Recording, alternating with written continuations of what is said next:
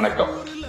வள்ளல் V.S. செங்கோட்டையன் அவர்கள் சென்னைமலை வாயுமொழித்தில் பிறந்து சென்னைப்பள்ளியில் படித்து ஈரோட்டிலே ஆங்கில கல்வியை பயின்று 1900 பெருந்துறையில் பருத்தி மற்றும் நூல் வியாபாரம் செய்து வந்த V.S. செங்கோட்டையன் முதலியாரை பற்றி நாம் இப்போது அறிந்து கொள்வோம்.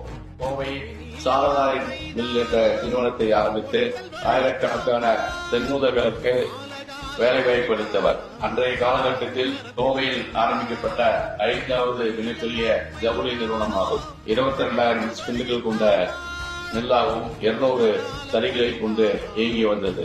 இதில் 2000க்கும் மேற்பட்ட தொழிலாளர்கள் பணிபுரிந்து வந்துள்ளனர். 1942 பெருந்துறையில் சாசோரியம் காசநோய் மருத்துவமனை நிறுவ 107 ஏக்கரா நிலத்தையும் மற்றும் கட்டிடம் கட்டவும் தானமாக வழங்கினார். 1930 இருந்து 52 வரை தென்னிந்திய செங்குந்த மகாஜன சங்கத்தின் மாநில துணைத் தலைவராக பணியாற்றினார். தனது சொத்தில் பாதிக்கு மேல் மக்கள் தொண்டுக்காக வழங்கினார்.